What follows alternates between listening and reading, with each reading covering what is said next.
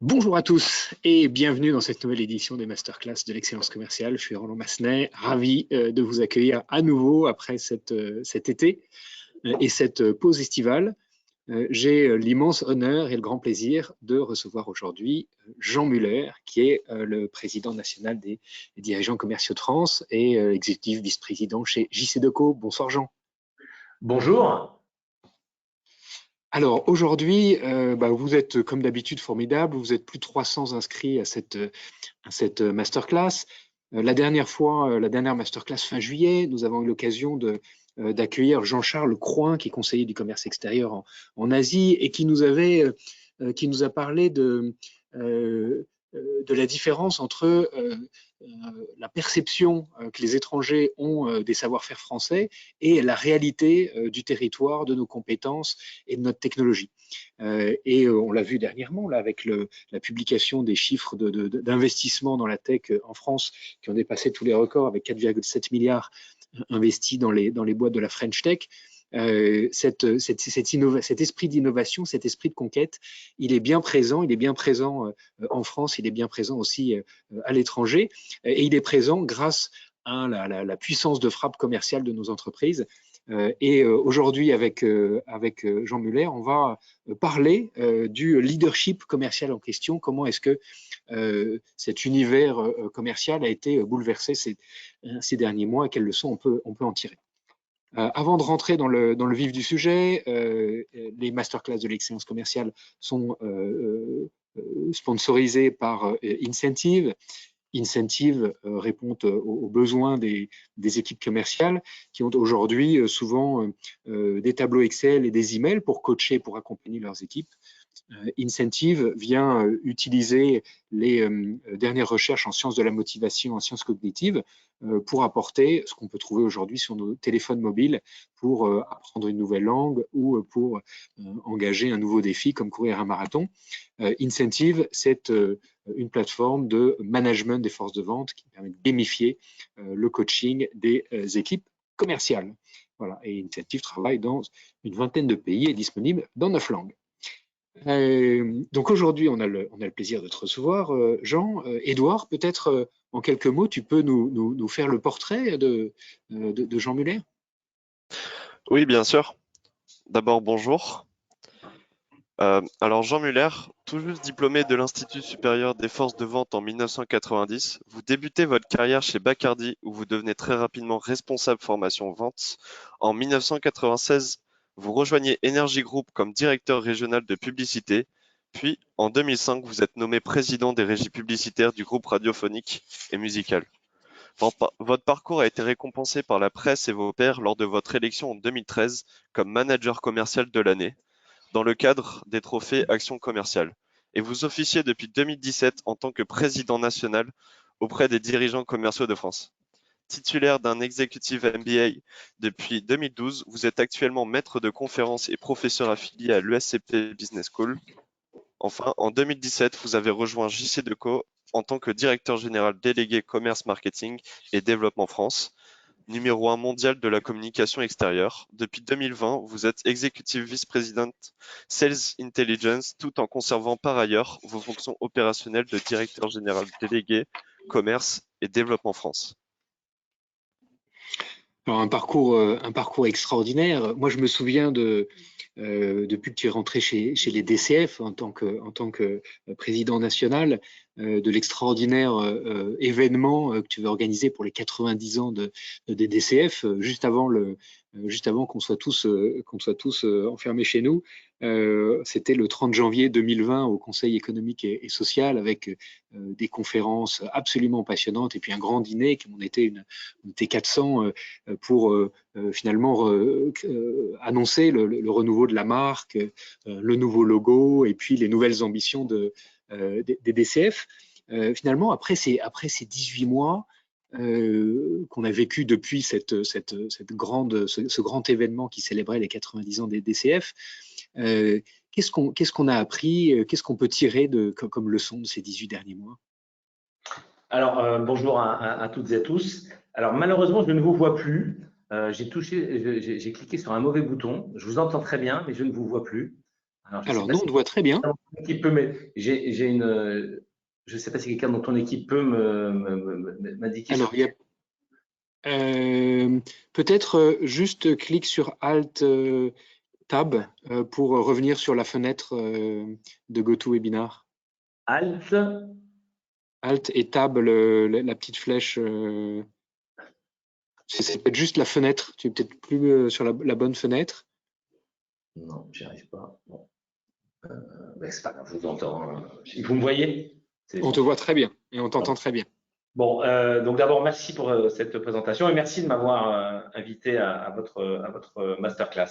Alors, pour répondre à ta question, je pense qu'il y a trois, en tout cas, leçons ou enseignements principaux. Le premier, c'est que la crise, elle a renforcé l'importance stratégique de la fonction commerciale. Parce que, évidemment, quand on est confronté à une crise de cette violence, alors rappelons que ce n'est pas une crise économique, mais une crise sanitaire, mais en tout cas qu'on est amené, ce qui nous paraissait totalement improbable, à être confiné et réduit à rester chez soi, forcément, l'économie s'est arrêtée brutalement, il y a eu une chute drastique du PIB, et les entreprises, pour beaucoup d'entre elles, se sont trouvées dans une situation extrêmement compliquée et difficile avec, finalement, au départ de la crise, pas de vision à court terme sur la sortie. Et donc, finalement, on s'est rendu compte dans les entreprises où c'était peut-être moins évident, mais que la fonction commerciale, elle était essentielle parce qu'une entreprise qui voit son chiffre d'affaires se réduire si drastiquement, qui a du mal à interagir avec ses clients, qui sont eux-mêmes dans des situations compliquées,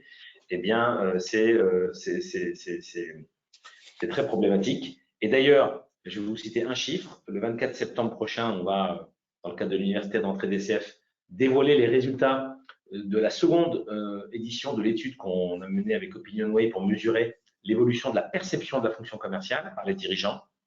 Eh bien, par rapport à la première enquête qu'on avait menée avant la crise, eh bien, il y a 5% de dirigeants en plus qui pensent que la fonction est encore plus importante. Et on est à 95%. Aujourd'hui, évidemment, c'est une évidence pour un dirigeant d'entreprise, quelle que soit sa taille, puisque l'échantillon, évidemment, est représentatif, considère que cette fonction, elle est essentielle et finalement encore plus essentielle après la crise qu'avant la crise. Le second enseignement, c'est que les leaders commerciaux, les dirigeants commerciaux, les directeurs commerciaux ont été en première ligne, à la fois pour sauver les meubles, j'ai envie de dire, et limiter l'érosion du chiffre d'affaires pendant cette crise, mais aussi, en ce moment-là, on en parlait un petit peu avant que démarre cette masterclass, parce que la reprise est là et donc il faut, comme j'aime à le dire, ne pas louper le TGV de la reprise et pour ça, il faut que les forces commerciales soient en première ligne. Donc, elle a renforcé le rôle essentiel de la fonction commerciale. 2, elle a mis en avant les dirigeants commerciaux. Et puis, troisième leçon, pour moi, c'est qu'elle aura accéléré la transformation de la fonction commerciale. Notre fonction était, on en reparlera probablement, avait déjà entamé sa mue.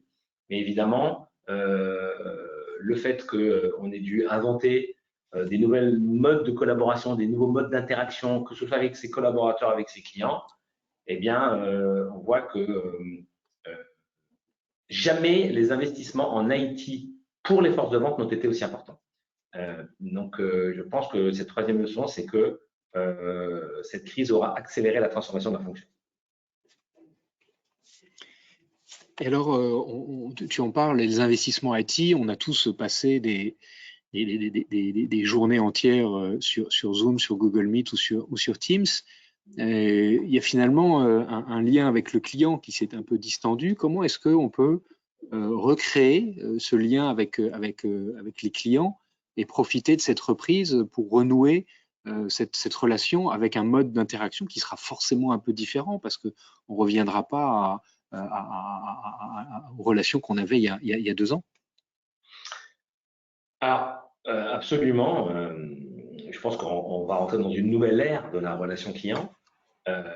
Déjà, moi, le conseil que je donnais à mes pairs et surtout à mes équipes avant tout, c'est que c'est pas parce que on était justement dans la période, les périodes difficiles qu'on a traversées, il était déjà essentiel de rester en contact avec ses clients. Et ceux qui se sont un peu cachés, et il y en a un peu dans les équipes, quand on a sont en difficulté parce que il était utile et indispensable de rester connecté avec ses clients pendant la crise, pas pour essayer de leur vendre ce qu'on ne pouvait pas leur vendre, mais déjà pour être à leur écoute et essayer de voir de quelle manière on pouvait les accompagner dans cette période difficile. Et d'ailleurs, ils nous disent, les clients, ils nous disent, mais on a vraiment beaucoup, quand on a gardé le contact, on a beaucoup apprécié que vous preniez finalement des nouvelles presque de notre santé, hein, notre santé économique. Donc ça, c'est le premier point. Deuxièmement, effectivement, là, il faut en ce moment tout faire pour renouer les contacts avec ses clients. Et pour revenir sur l'enquête OpinionWay, on a 50%, quasiment 47, je ne sais plus, pas la moitié des dirigeants d'entreprise qui nous disent bah, c'est difficile de contacter ses clients, c'est difficile. Et il faut trouver effectivement des moyens. Alors, on a vu quand même que les outils numériques, il ne faut pas faire ce que j'ai fait, des petites bêtises, parce qu'on ne voit pas, mais sinon, on arrive quand même à avoir des interactions à distance. Et puis, il faut, moi je le constate, aujourd'hui, les clients acceptent qu'on se revoie physiquement, et c'est quand même plus riche. Donc, quand on peut le faire, il faut le faire. Ne pas hésiter à solliciter ses clients pour les rencontrer. Et surtout, dans la motivation, il faut les rencontrer, évidemment, pour renouer le contact, mais aussi en se positionnant, et j'espère une partie de la réponse, comme des accélérateurs ou des facilitateurs de la reprise. Je pense que ça, c'est important parce qu'on a tous été confrontés à la même situation et on est tous, dans tous nos secteurs d'activité, confrontés au même challenge qui est eh bien, de retrouver au plus vite le niveau d'activité d'avant la crise. Certains l'ont déjà fait, d'autres en sont sur la voie, et puis pour d'autres, c'est encore un peu plus difficile. Et donc, je pense que dans la relation B2B, ça, c'est vraiment essentiel. C'est-à-dire comment on peut, nous fournisseurs, nous partenaires, être un accélérateur ou un facilitateur de la reprise économique pour que nos clients, on les aide à redémarrer même leur activité. Donc, c'est une question de positionnement et c'est une question de paradigme. Et si vous observez bien, il y a des campagnes de publicité qui le disent aujourd'hui. Ouais.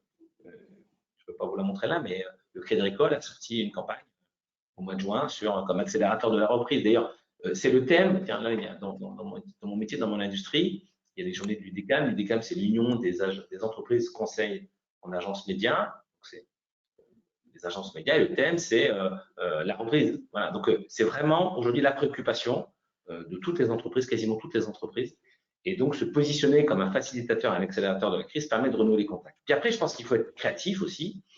Et par exemple, je vais vous donner là aussi une expérience tout à fait personnelle qui m'est arrivée. Je suis rentré de vacances le 23, donc j'ai déjà eu quelques déjeuners avec des clients et notamment avec deux directeurs généraux d'entre eux dans des secteurs diamétralement opposés.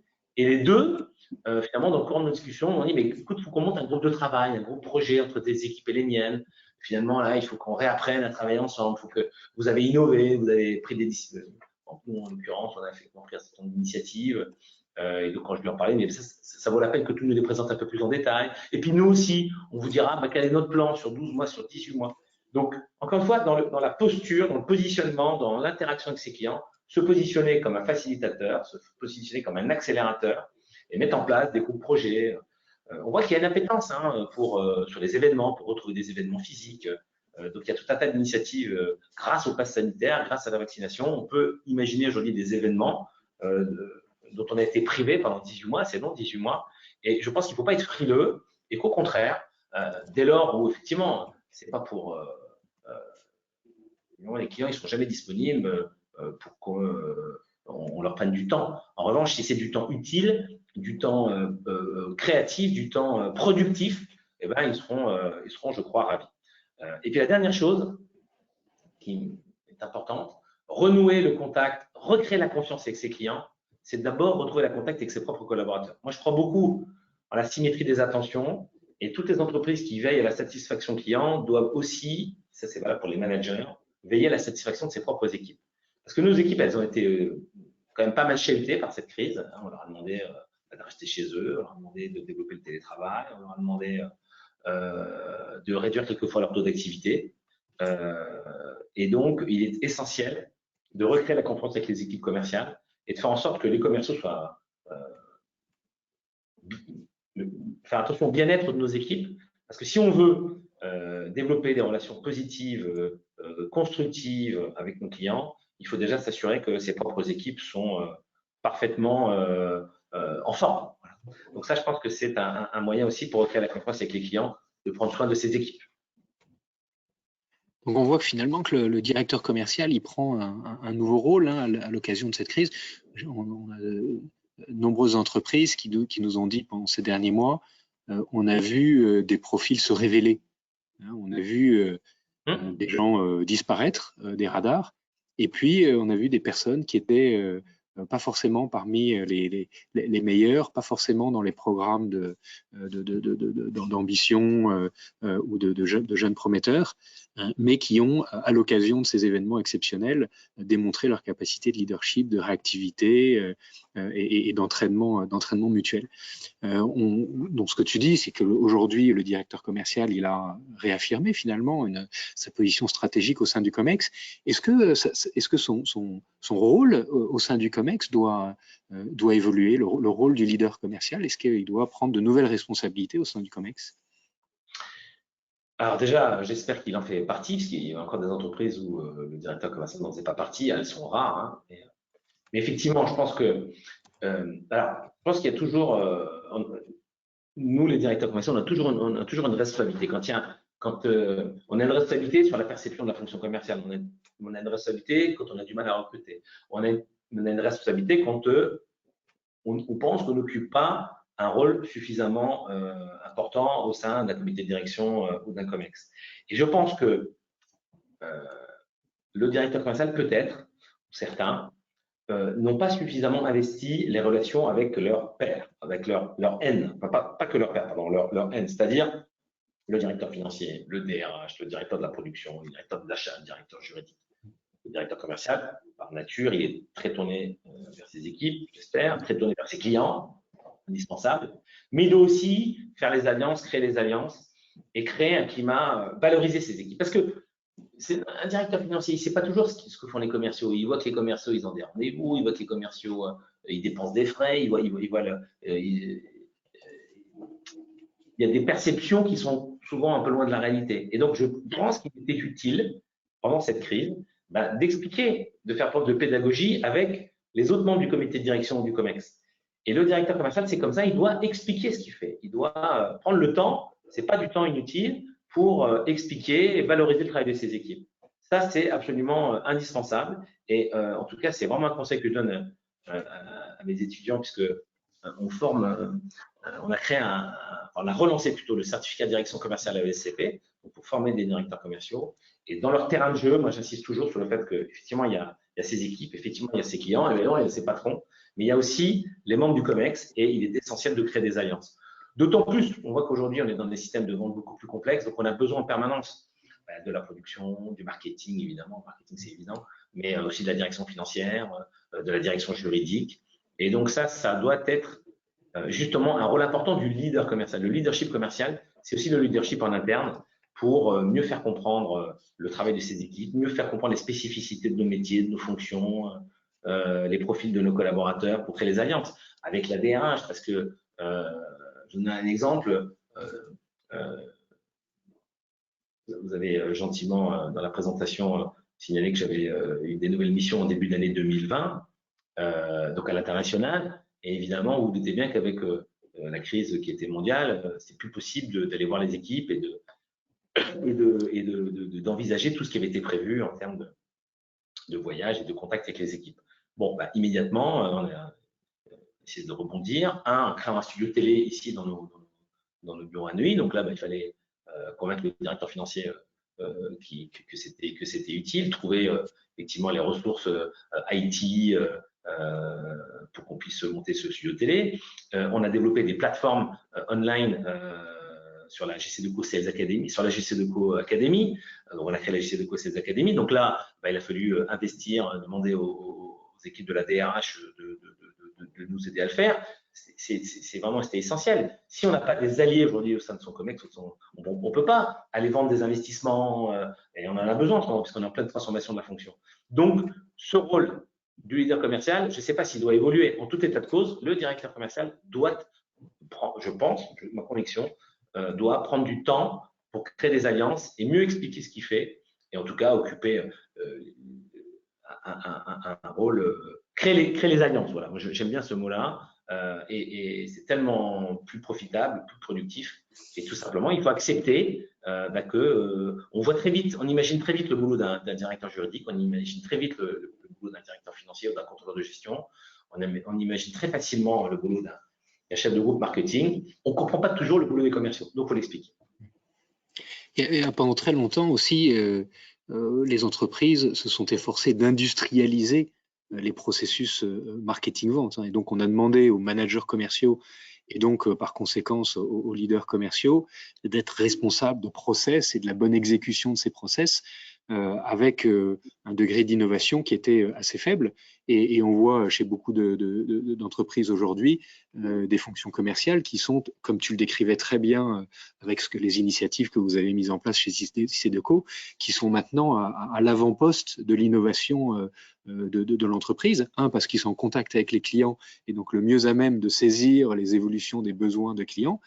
Et puis parce que leur rôle se transforme en permanence et donc ils doivent se digitaliser à la vitesse grand V, ils doivent adopter des nouveaux outils, ils doivent créer des nouveaux modes d'interaction avec leurs clients ou en interne. Donc il y a ce côté innovation là qu'on voit éclore dans les organisations commerciales qui est absolument passionnant.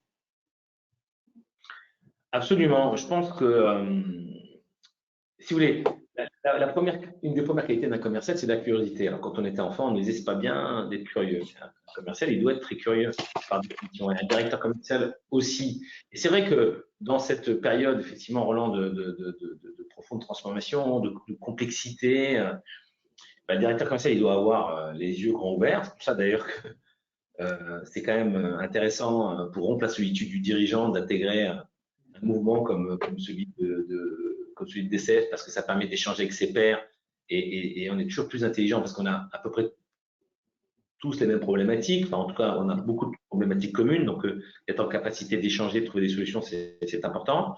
Et là aussi, je pense que le directeur commercial, il doit renforcer ses compétences aujourd'hui. Et pour ça, il a besoin de trouver à ses côtés, effectivement, les bons conseils en matière d'IT pour prendre les bonnes décisions, en matière de nouvelles solutions technologiques. Il ne faut pas hésiter à s'entourer de compétences. Et ça montre à quel point nos métiers sont de moins en moins des métiers qu'on fait de manière solitaire. Voilà, donc travailler en mode projet, créer des alliances au sein du COMEX et s'entourer des meilleurs experts pour justement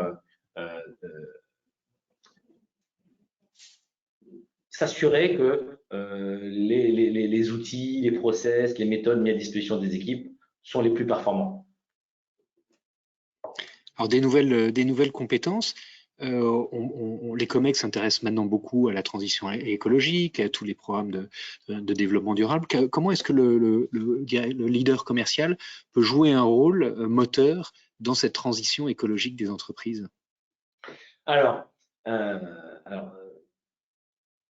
moi, je pense que la révolution commerciale, c'est la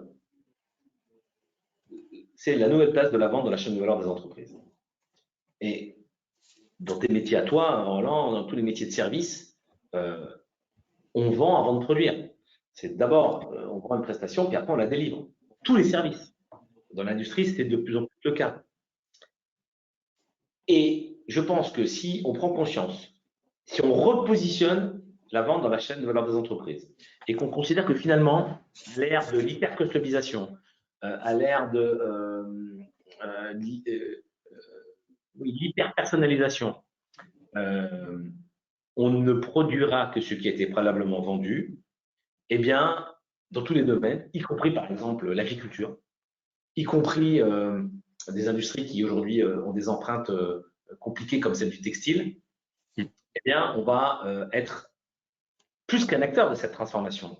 On va être un accélérateur de cette transition. Pendant longtemps, on ne s'est pas occupé des ressources. On a produit, et après on s'est dit, pour mieux vendre, on va faire du marketing, mais on produisait, c'était la production de masse, en pensant que les ressources étaient inépuisables, et puis on envoyait, on balançait, et on demandait aux commerciaux il faut inverser la chaîne de valeur et se dire que on ne produit plus en masse, on produit, voire on co-construit des solutions à forte valeur ajoutée. Et là, je pense qu'on pourrait être un vrai acteur de cette transformation. Alors ça, c'est au niveau environnemental, parce que nos ressources sont limitées et que forcément, la fin des stocks, la fin de la gestion des stocks sera positive pour les ressources. Mais il y a aussi la responsabilité sociale et sociétale. Et là, on a aussi un rôle à jouer. Parce qu'aujourd'hui, on a ce paradoxe incroyable qui est que la reprise économique est là. Alors, on est presque satisfait de se dire que le taux de chômage est à 8%, puisque c'était son niveau d'avant la crise. Alors, effectivement, c'est mieux que 10 ou 12%. Et on prévoyait que le taux soit à 10%.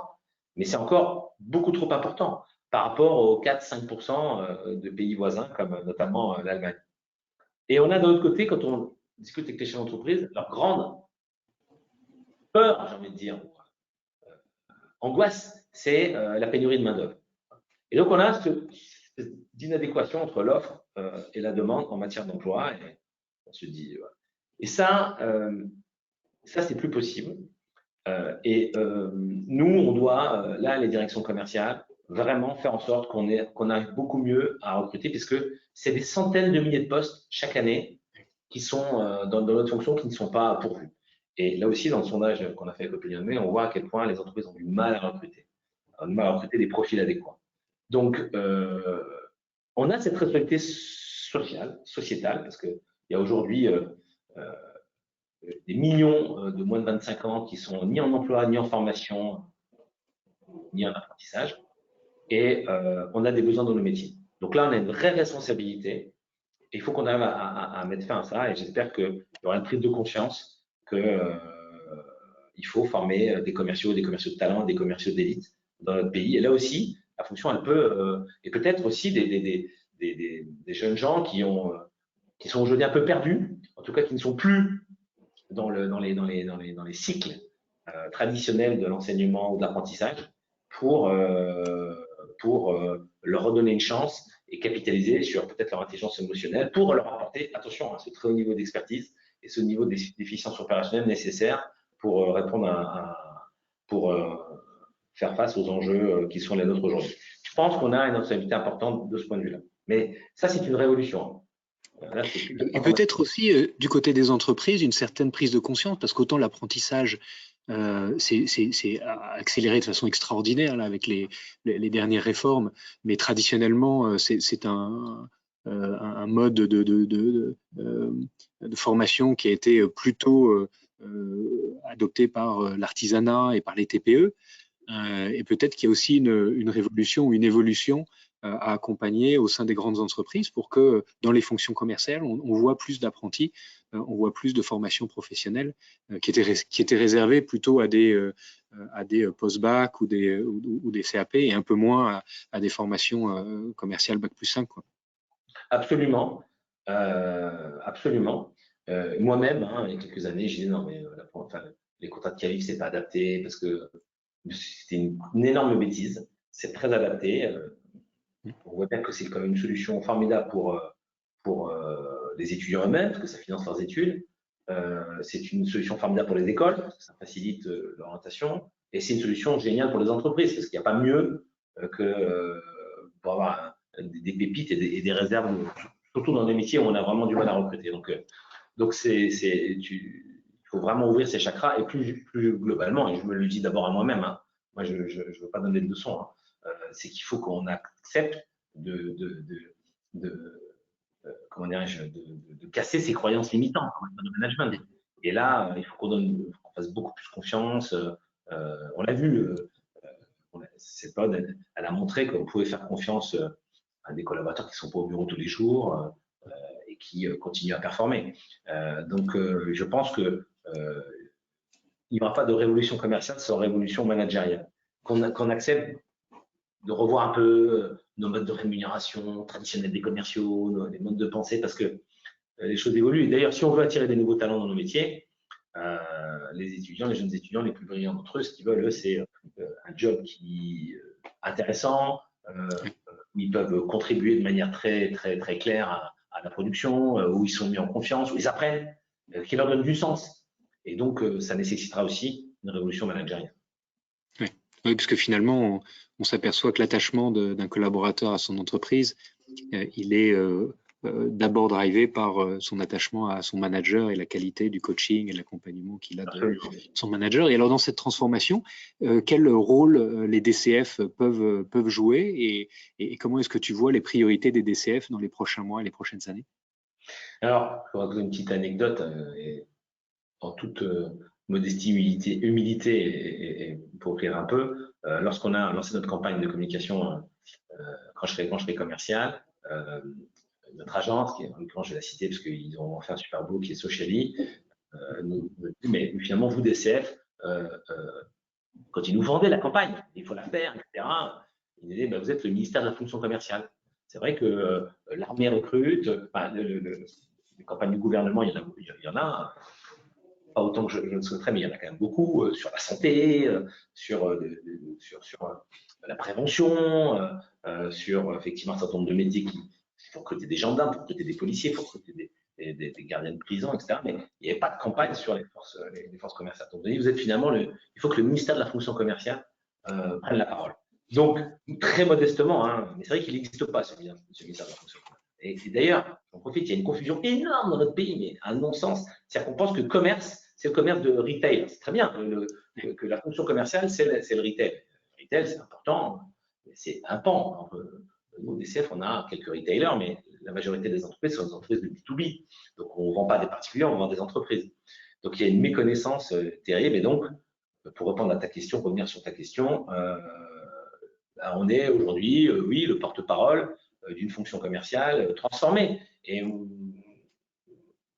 ce que j'essaie d'initier dans ce mouvement, c'est de ne pas être dans la complainte, de ne pas être dans dire on ne nous aime pas, voilà, les commerciaux en France, il y a un déficit de culture commerciale, tatata. Non, c'est d'apporter des solutions, c'est d'être toujours dans l'enthousiasme, dans la proposition, et puis dans la réflexion, parce que la fonction commerciale aujourd'hui, elle s'est profondément transformée, elle va continuer à se transformer.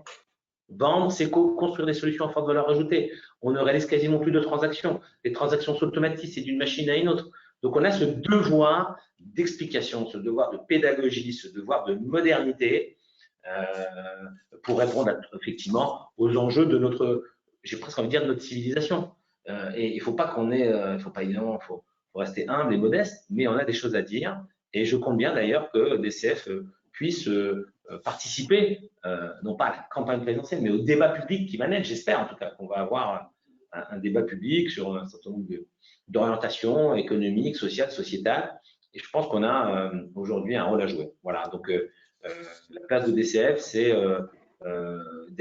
d'inspirer, de renforcer les compétences, de renforcer l'expertise des directeurs commerciaux, des dirigeants commerciaux, d'inspirer les leaders et troisièmement, d'être un acteur, d'accélérer les transformations nécessaires, pas seulement à la fonction commerciale, mais nécessaires pour le bien-être, pour l'efficacité de nos entreprises, pour la performance économique de notre pays. Voilà.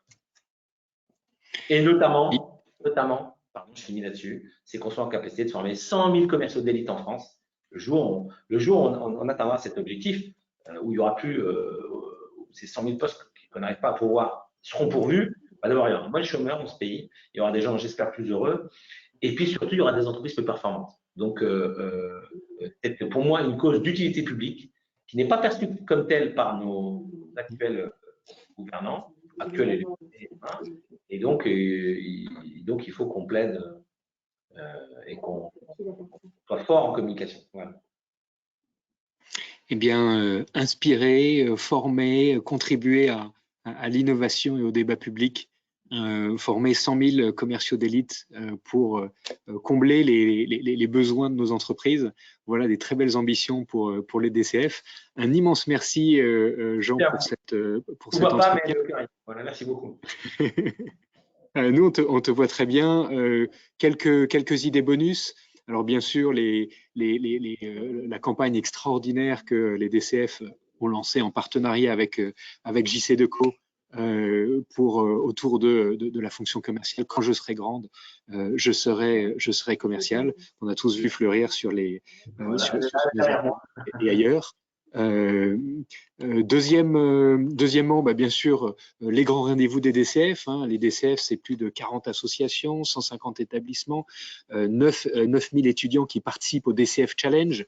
Il y a le grand rendez-vous du 24 septembre avec l'université des DCF. L'université d'entrée, pardon, Roland, elle est ouverte à tous, hein, y compris les non-membres DCF.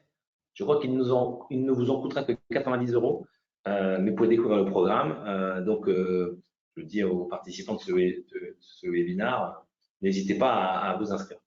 Donc, n'hésitez pas à vous inscrire avec des intervenants prestigieux. Les résultats de l'étude que les DCF ont menée avec Opinionway, des invités prestigieux comme le président d'Estée Lauder en France, Franck Bernard, des sujets passionnants comme l'évolution de la fonction commerciale, des conférences inspirantes avec Frédéric Bonneton qui va nous parler du commercial et des émotions dans la vente. Voilà, une très belle occasion si vous ne connaissez pas encore les DCF, de rentrer dans ce magnifique mouvement associatif national. Et puis, un livre qu'on a sélectionné pour vous aujourd'hui, Leader d'exception, stratégie et conseils de 25 dirigeants internationaux, un livre qui a été publié par Harvard Business Review récemment. Voilà, un grand merci Jean. Si tu as encore quelques minutes avec nous, on peut prendre quelques questions de nos auditeurs. Vous pouvez utiliser les fonctionnalités de GoToWebinar pour poser directement vos questions en ligne et Edouard va nous les transmettre. Oui. Alors, première question pour vous, Jean Muller. Pensez-vous vraiment que les liens se soient distendus à cause de la distance? Ne pensez-vous pas qu'au contraire, étant donné la situation, il y a plutôt eu un rapprochement? Moi, je pense. Je suis d'accord. En tout cas, c'est ce que j'ai constaté. C'est très paradoxal. Je suis d'accord. C'est ce que j'ai constaté. Et je veux vous dire, y compris avec les équipes, parce que quand vous vivez une épreuve, c'est une épreuve, c'est un sacré truc qui nous est arrivé. Hein. On prend un peu de recul. On n'en a pas beaucoup encore, mais c'est quand même un truc de dingue, quoi. Ça vous rapproche de vos équipes. En tout cas, parce que c'est toujours, souvent dans l'adversité qu'on voit les forces nouvelles qui émergent. Et puis, et moi j'ai trouvé que finalement, même si, je peux vous dire, JC-Decaux était une entreprise très impactée. Hein. C'est une entreprise qui existe depuis 1964. Il n'avait jamais perdu d'argent. On a perdu 600 millions d'euros l'année dernière. Hein. Ça secoue. Hein.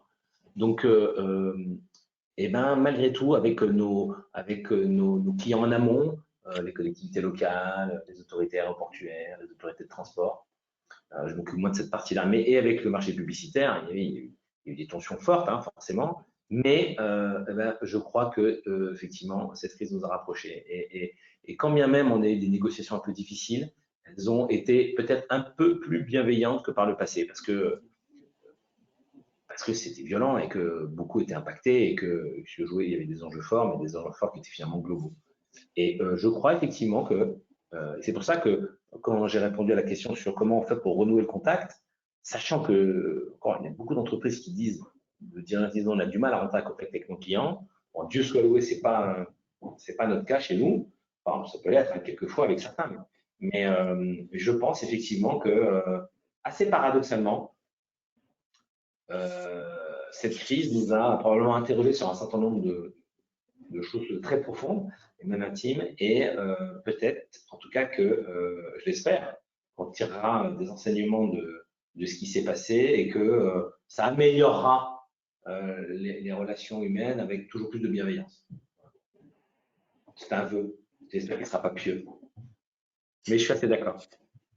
C'est pour ça que, juste rebondissant, c'est que il y a toujours les gens qui voient le verre à moitié vide, il y a toujours les pessimistes, et être optimiste, c'est pas avoir la réalité en face, mais ça aide pour trouver des solutions et pour avancer, et pour motiver, et pour engager. Donc, on cultive quand même pas mal de pessimisme dans notre pays. On a des pays où il y a plus de gens qui prennent des antidépresseurs, des gens qui souffrent beaucoup, et donc un peu de vent, un peu d'optimisme ne nuirait pas à notre bien-être, à notre santé collective. Voilà.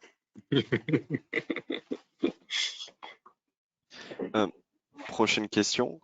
Comment voyez-vous l'avenir des salons professionnels? Alors, je suis pas du tout un expert, mais je pense que ça va repartir. Je pense que ça va repartir. Là aussi, par exemple, je suis allé cette année au festival du film à Cannes, mais sûr de au niveau au mois de mai, on était au mois de juillet, et on s'interrogeait avec les équipes. J'ai dit si, il faut y aller, c'est important. Faut montrer qu'on est là.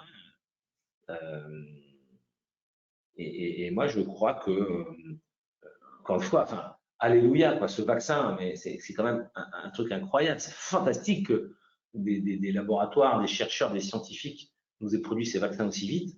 Parce que aujourd'hui, ils nous permettent. Vous vous rendez compte que si on n'avait pas de vaccin aujourd'hui, ben, les commerces continueraient à être fermés, les salons professionnels. Le congrès des CEP, on a dû le reporter. C'est la 3e fois qu'on le reporte, quoi. Donc, donc vous imaginez. Et donc, je pense qu'au contraire, tout comme ça vient d'être dit, je pense que finalement les relations ne sont pas si distendues que ça. Je pense qu'on va reprendre du plaisir à se revoir dans le monde réel. Euh, et moi, je pense que, alors, il y a des événements qui seront potentiellement hybrides. Je pense que les salons professionnels vont pouvoir élargir leur audience avec les technologies numériques qui existaient déjà avant la crise. Mais moi, je crois que rien ne remplace la relation humaine. Par exemple, certains prédisent que oui, on voyagera plus comme avant, le tourisme, les vols business, etc. Moi, je peux vous dire, j'ai qu'une seule hâte, c'est de pouvoir prendre un avion, d'aller voir mes équipes en Asie, c'est de pouvoir prendre un avion, d'aller voir mes équipes en Amérique du Sud, parce que ça fait 1 an et demi qu'on ne se parle qu'au travers d'un écran d'ordinateur. Donc, oui, on réfléchira peut-être, on n'ira peut-être pas pour 2 jours, pour 3 jours, et tant mieux.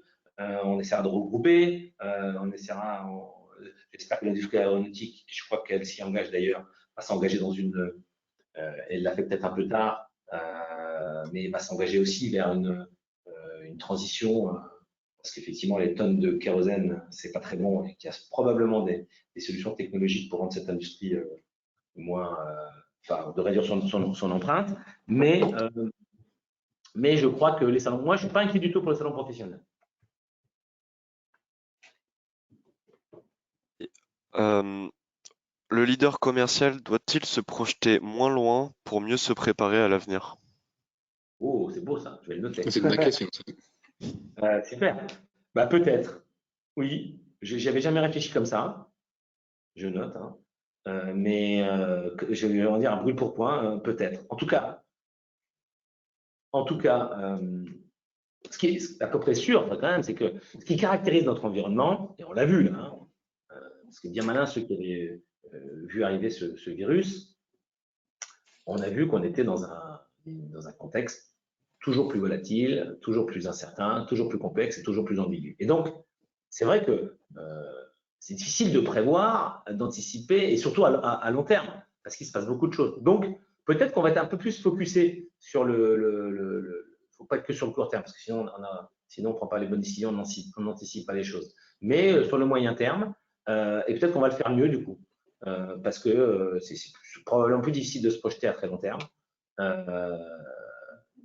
Voilà, donc je pense qu'effectivement, peut-être qu'on faudra voir un peu moins loin et que ça nous aidera à nous projeter. Je prends un exemple,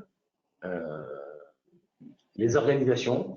Nous, ce qu'on essaie de travailler, c'est finalement des organisations qui, avant, quand on changeait d'organisation, on mettait du temps, puis on faisait une convention, puis on disait, voilà, là, on est sûr qu'on a la bonne organisation. Bah, aujourd'hui, je pense qu'une bonne organisation, elle est capable d'évoluer, de s'adapter en permanence. Et sans qu'on mette des grands coups de barre. Parce qu'à chaque fois qu'on met un grand coup de barre, le bateau ou l'avion, on le freine. Donc, il vaut mieux mettre, les pilotes, ils vous le disent, hein, quand on met un grand coup de volant, d'abord, on va dans le décor souvent. Donc, avoir des organisations agiles et peut-être se projeter effectivement un peu moins loin peut nous aider à nous projeter mieux. C'est une bonne observation. Trois recommandations. Ensuite, le contexte sanitaire inédit et ses tensions a écorné l'image des entreprises, poussant plusieurs collaborateurs de qualité à remettre en question leur place. Comment anticiper au mieux un éventuel turnover qui laisserait partir nos meilleurs éléments?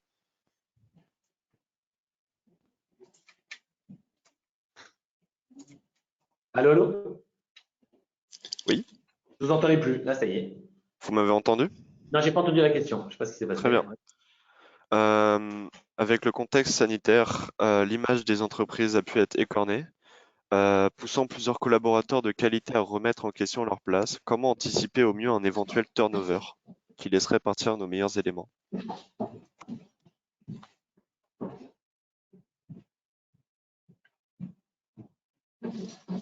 J'ai l'impression qu'on a perdu Jean. Possiblement. Pardon? Oui. Tu as entendu ou je crois qu'on a des problèmes de connexion avec toi, Jean, là. Ouais. Vous m'entendez là? Oui. Oui. Ok.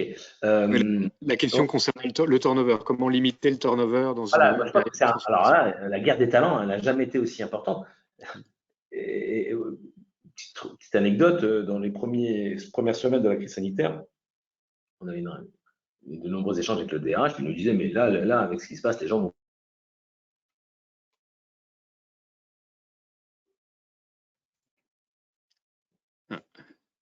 Je crois que malheureusement, on a un problème de connexion.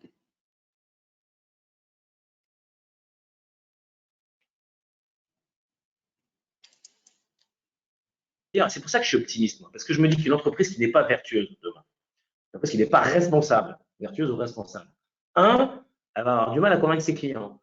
Deux, pire que ça, elle va avoir du mal à recruter.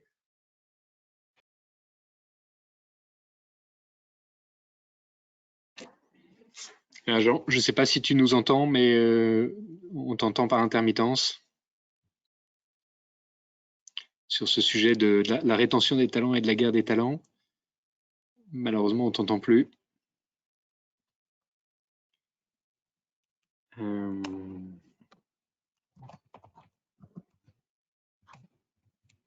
Je crois qu'on a perdu Jean. Eh bien, sur cette belle question de la rétention des talents et de l'engagement collectif du travail, finalement, du partenariat dont parlait Jean tout à l'heure entre le DRH et le directeur commercial pour créer les conditions d'un épanouissement personnel qui passe, on l'a vu tout à l'heure, à travers un nouveau rôle du manager qui doit se repositionner comme un coach de la transformation pour accompagner ses équipes dans ces périodes mouvementées.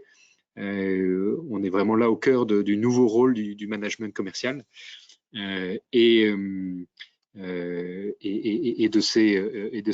ces enjeux. On vous donne rendez-vous la semaine prochaine pour la prochaine édition des Masterclass de l'excellence commerciale. On recevra Céline Bertin, qui est Head of Marketing chez Sage. Sage, qui est un éditeur de logiciels, qui est le 3e éditeur de ERP dans le monde, notamment très présent auprès des métiers financiers, et qui nous parlera de disrupter son business model. Un grand merci à tous et à toutes pour votre fidélité. N'hésitez pas à répondre, vous allez recevoir une enquête juste après la fin de ce webinaire pour nous aider à nous améliorer les masterclass de l'excellence commerciale qui sont à votre service. Merci d'y répondre et merci de votre fidélité. À la semaine prochaine. Au revoir.